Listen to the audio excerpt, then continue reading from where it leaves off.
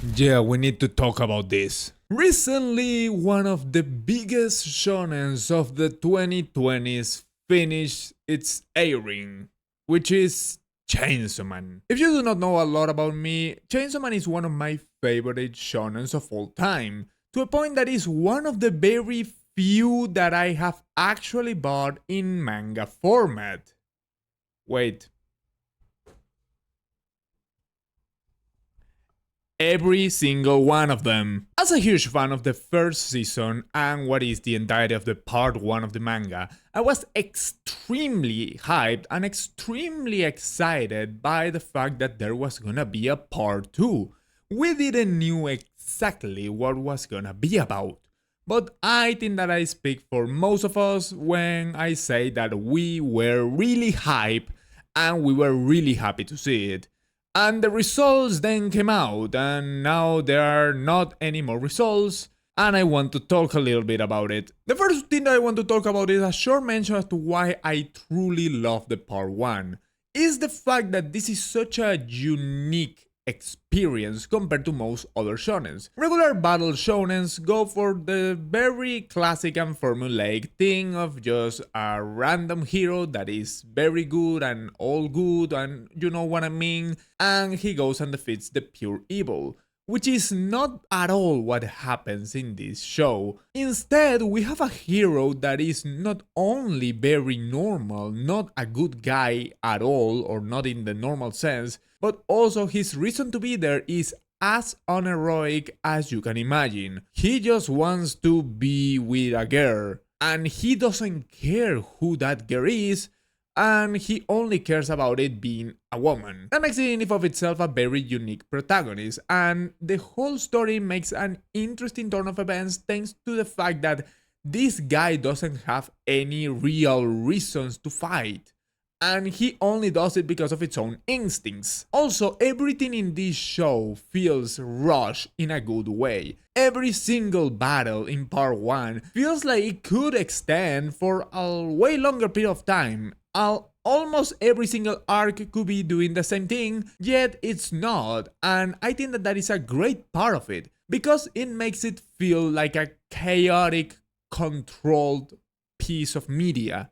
Everything feels like should be slower, yet also everything feels like it's at the right place at the right time, and I truly adore it. We also have the fact that there's so many fantastic characters, like certain secondary villains, like Aki, or even the main protagonist, which we have to talk a little bit about him, but I'm gonna be talking about that later on. And also, something that I truly love about this part is the fantastic way in which certain plot twists are put in the story. This story has a lot of them, and most of them feel organic and logic. Yeah, there's some moments where you might stumble upon one that feels weird at first, but overall it's great, and when you look at it twice, it feels right, and I truly love it. And all of that is phenomenal for the part 1. But now, we're gonna talk a little bit about the second part. But before doing that, I would kindly ask you to please leave a like and subscribe. It not only helps the channel to grow, but it would make me feel very grateful towards every single one of you. Now, let's keep moving to the part 2. The second part of Chainsaw Man feels completely different to the first one in basically every possible regard. We basically have a new everything. Not only we have things such as new setups, mostly all of them are different, new sets of characters, but the main protagonist is not the original main protagonist of part 1, but instead a new girl. Yeah, a girl, not even another man, but rather a different person that is also from the opposite gender, called Asa. Now, Asa is a very interesting character on her own. She is very different to the main protagonist of the first one, but in ways that make her still feel somewhat interesting for the most part. She is very obsessed with a couple things, including the nature, and she is also very shy and very awkward. Not in a cringy way, but rather in a realistic way. which if you think that is cringy, well, I cannot blame you that much. She feels like a kinda normal character that all of a sudden, for some reason, she has to be in this crazy world where demons and devils exist. And one of those devils decides that she is the best possible vessel, and that is Yoru, or the War Devil. This immediately makes us feel like there's a completely different way to watch the entirety of the thing compared to the original protagonist. We already knew that it was gonna be different, but this was the complete tone setter for things to come. Instead of being an organic combination of the human and the devil, just like the original protagonist, we have a complete opposite type of connection. The main protagonist of this part, Asa, is completely clumsy, as you can imagine, and she is kinda mundane, as I already stated.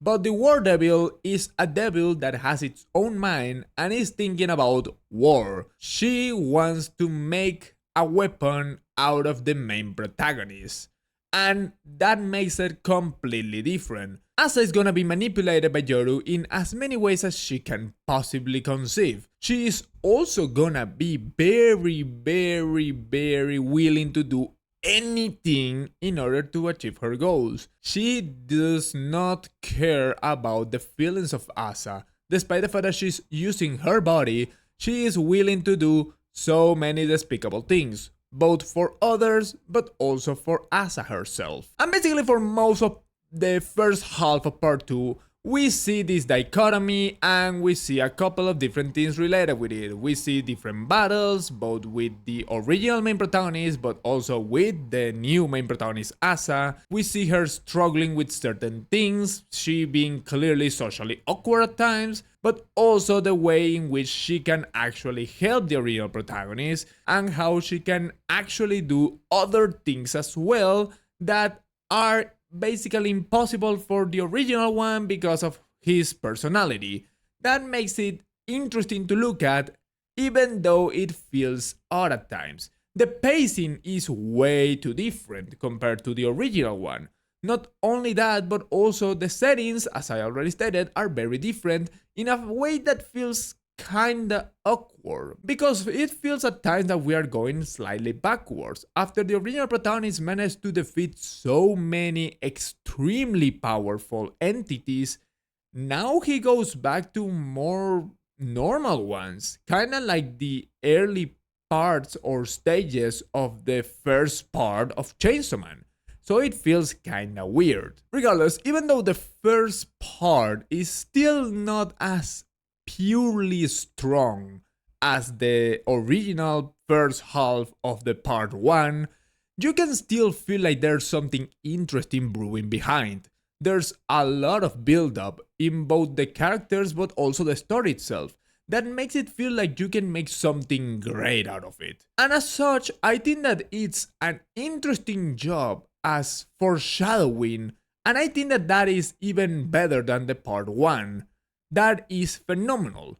And I want to talk about something else as well that is phenomenal, that if you haven't noticed, there's a reason to why I haven't said, and that is the main protagonist of the part 1, which, finally, we have his name. You know who he is, but I wanted to keep it a little vague, but you know him, everyone knows him, his name is Denji.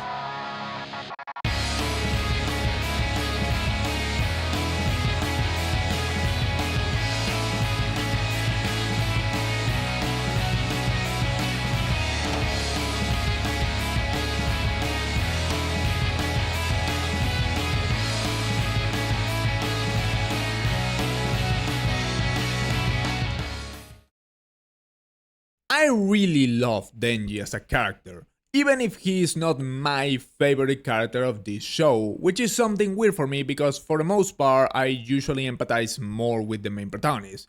But regardless, I think that he is a really good protagonist, even if his goals are very awkward, which might actually be the reason to why I think that he is such a good protagonist. He is not there because he wants to save the world. He is not there because he wants to be like the savior of everyone or because he wants peace. Quite the opposite, actually. He actually wants to be either famous and getting popular just because of its powers of the Chainsaw Man, or, even more absurd things like wanting a woman, like I already stated. It is completely insane. But when you think about him and all of his backstory that we see in part 1, it makes total sense. He was someone that was completely deprived of love, so obviously he wants what he feels that is the answer to feeling love, which is another woman. Even if he is wrong, and that should not be the only way in which you can find true love or the love of others, it still makes sense in the mind of a guy that is going to high school and he has no idea of anything in the world because he didn't even went for a regular middle school, and because he was an orphan and he was basically working from very early. So everything makes kinda sense. And the part 2 actually makes a great use of Denji as the not main protagonist for the most part. As I stated, most of the things feel logical. Even if they are weaker than part 1, that doesn't matter. There's several other shows that have had great second parts, or second parts that at least work in a pleasant way, like 21st Century Boys, that is not by any means even remotely close to be as good as the original one. It is logical and it makes sense and is very good. Everything with Denji as the secondary main protagonist is great, and with Asa is still a good main protagonist. And then she stops being the main protagonist of part 2, and Denji is the one that starts doing it. And oh boy, that is a hard to swallow pill.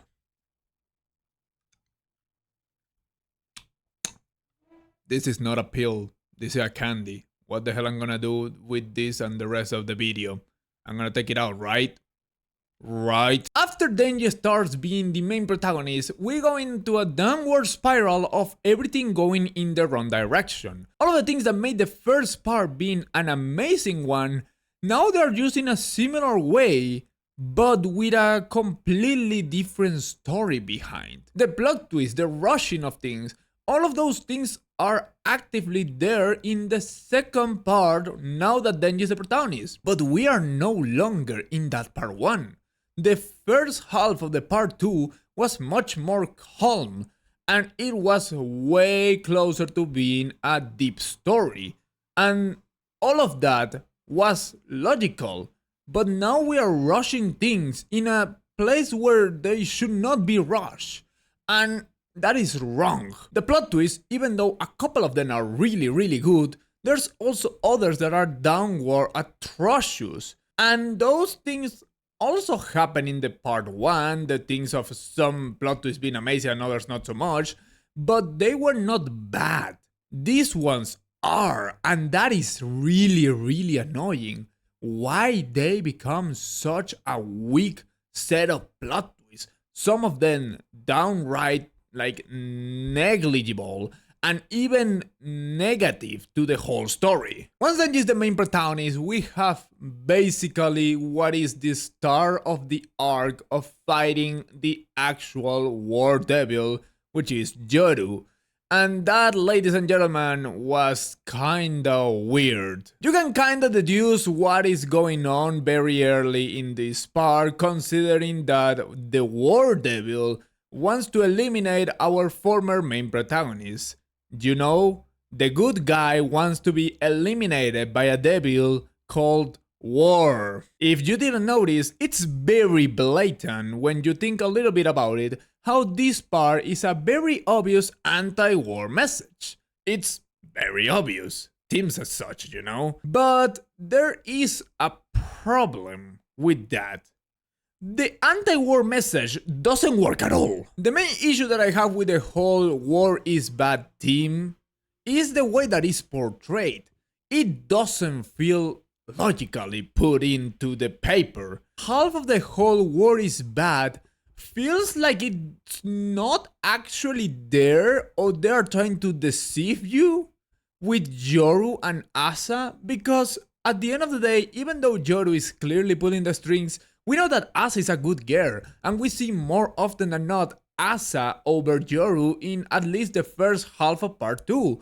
So throughout a lot of the part, we have a protagonist that is inherently a good person that just so happened to be the War Devil, and for some reason they do not make a good enough job, or in this case just Fujimoto, because this is not the anime, this is just the manga.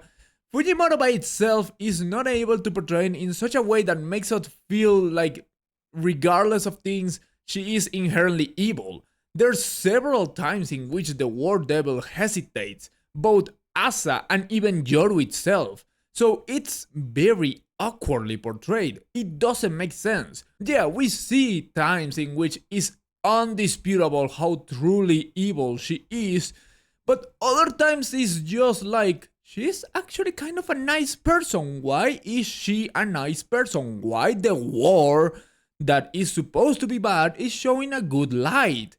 And not in a good light like what you would see for certain people in real life. No, in a good light like genuinely the person that represents the war is good. It doesn't make sense. The other problem is that the other half of the time is just insanely blatantly on the nose. I understand that you at times have to make it a little bit more obvious. Just like I already mentioned, it was very blurry whether or not they wanted to actually portray war as bad in the first half. But this is completely different. Like, I'm not in favor of war, but the fact that one of the main things that you did in this part is showing how the United States managed to remake from literally not existing and a concept being erased from existence, they managed to recreate nuclear weapons, is so blatant that it's like, why? I'm not even American, and I felt offended as to how fucking dumb it was, because it felt like you have to be handheld to reach that conclusion. And you know what's the worst part? Is that it's not even used afterwards at all.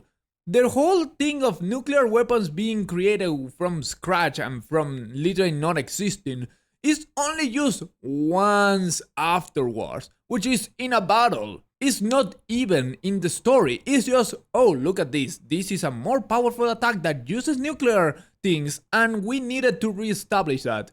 I don't like it, and I think that it's very, very bad. However, if there is something undisputably great that I have to say, is that the final battle is insanely hype.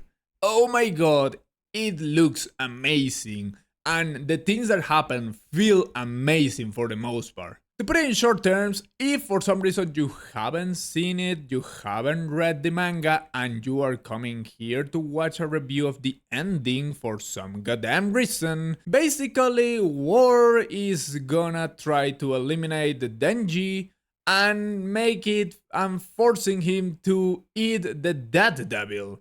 And the Dead Devil wants the other thing. The Dead Devil wants the War Devil dead. We know that for the most part they're trying to utilize the Chainsaw Man Devil because of what we know from part 1. So it's very obvious that Denji, in one way or another is being utilized.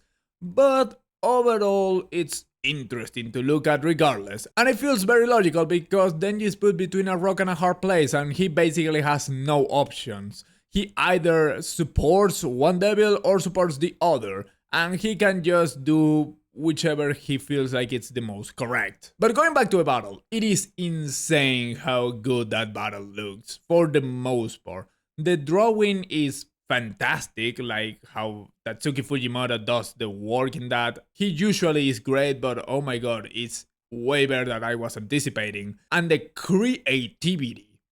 Oh my god, the creativity. It is the first and only time in your whole life in which you're gonna see a weapon that is as unconventional as an entire state. Quite literally, the War Devil, uses Ohio and Oregon as weapons. She also uses the state of Virginia, which is very symbolic, and that is something I really like. The symbolism of using the first state of United States and being able to literally be connected with them because someone in United States was so evil that he didn't care about the first state.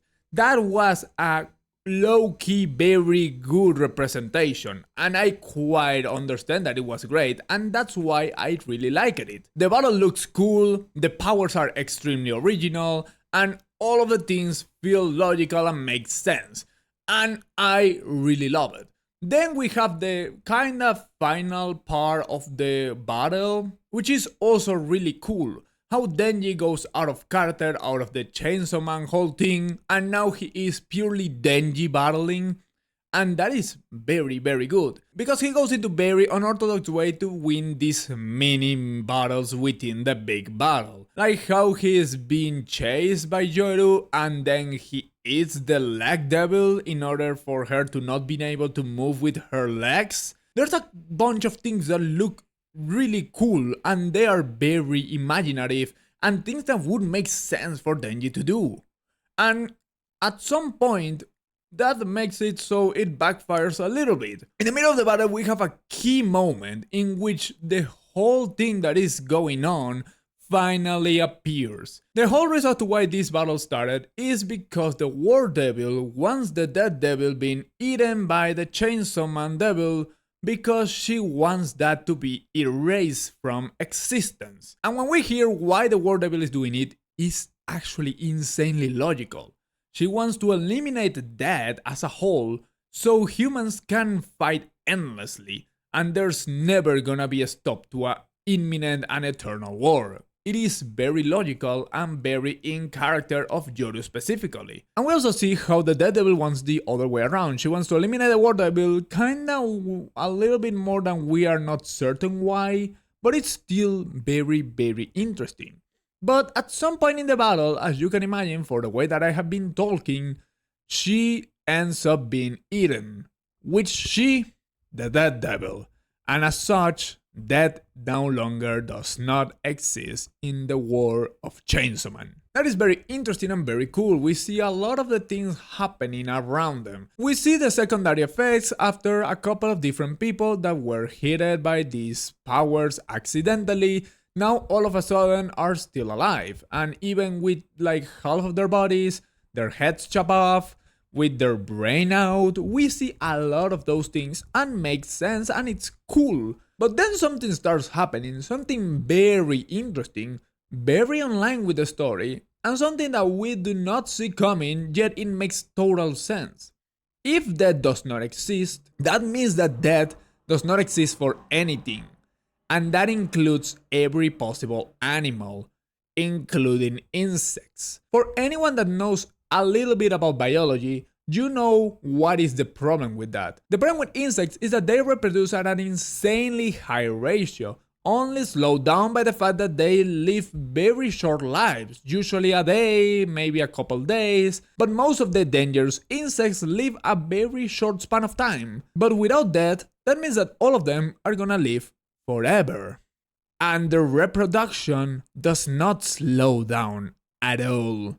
So in very quick succession, we see how so many different insects start becoming way more powerful. We start seeing all of the issues with the dead not existing, especially for the main protagonist, that both of them, despite being devils, are suffering almost equal or even more than the regular humans.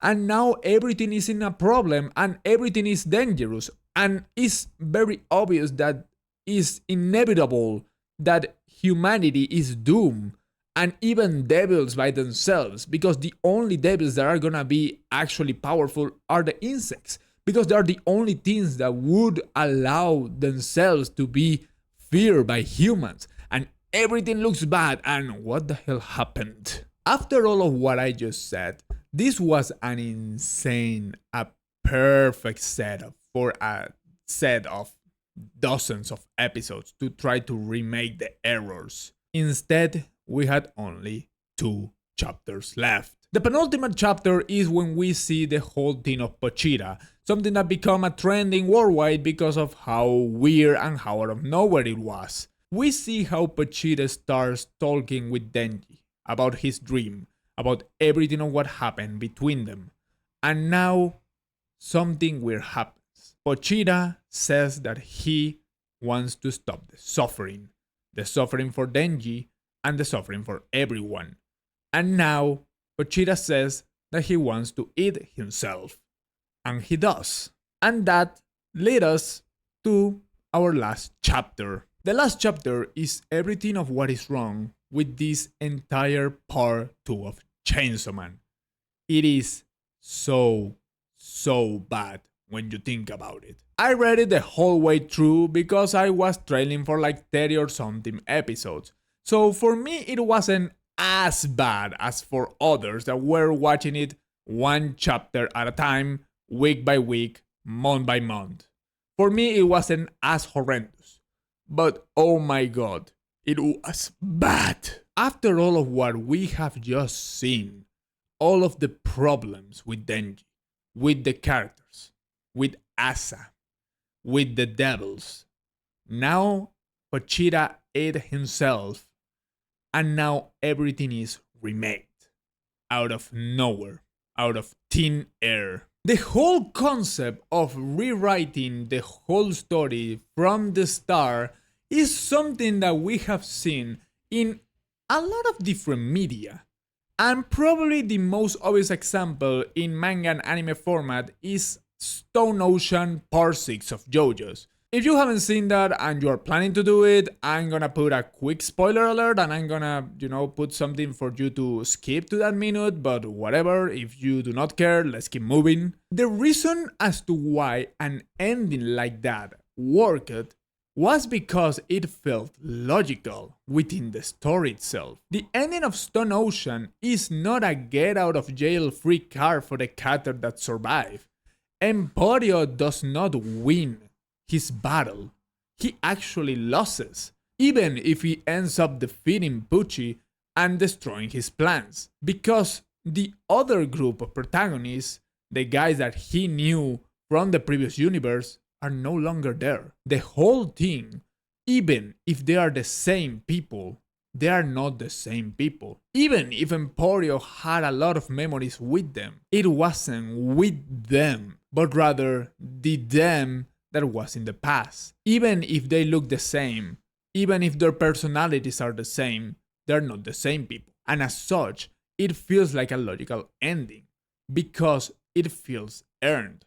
They did everything to stop this villain, and sadly they failed, even if they actually succeeded. In Chainsaw Man, that is not what happens at all.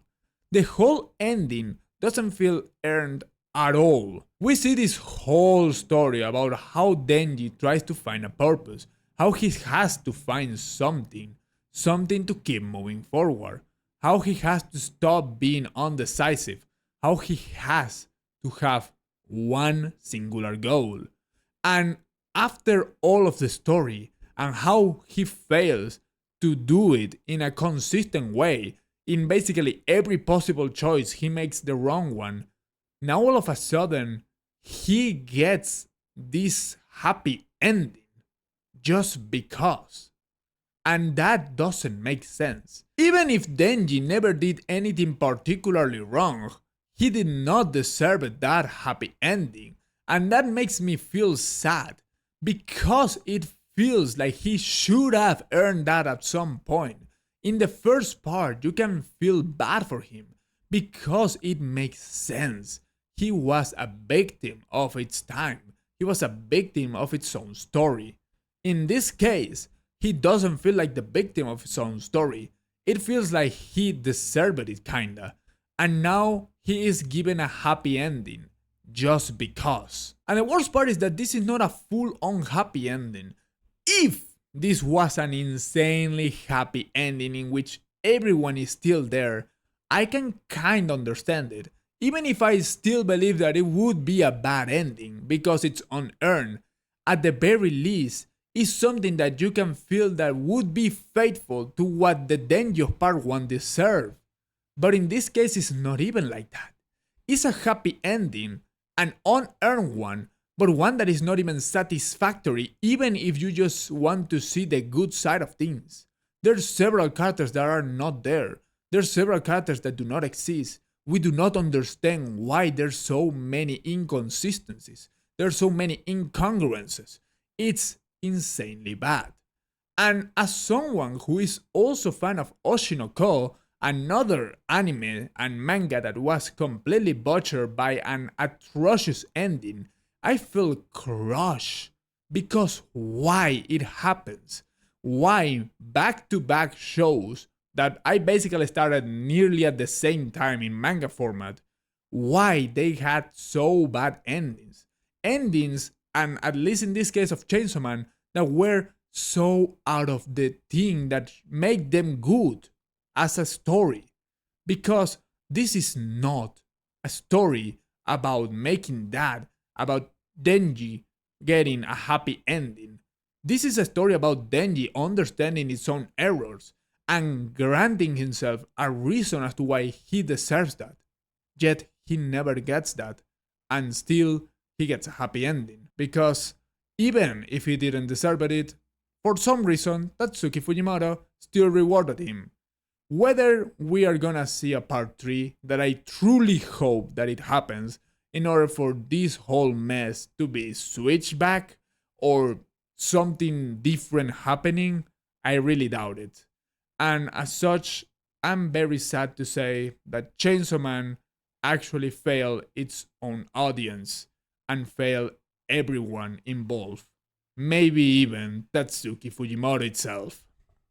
Thank you all so much for watching. I hope that you enjoyed it. If you want more content like this, talking about specifically mangas, please leave a like, comment, and subscribe. It will not only help the channel to grow, but also help you to make me realize that you actually enjoy watching manga reviews and not only anime reviews. I'm very sad that this is what happened with Chainsaw Man, but well, we have to keep moving forward and hope that at least the anime managed to make the part 1 a fantastic one in anime format as well. So yeah, regardless, once again, I hope that you enjoyed it, and see you next time. Bye. Bye.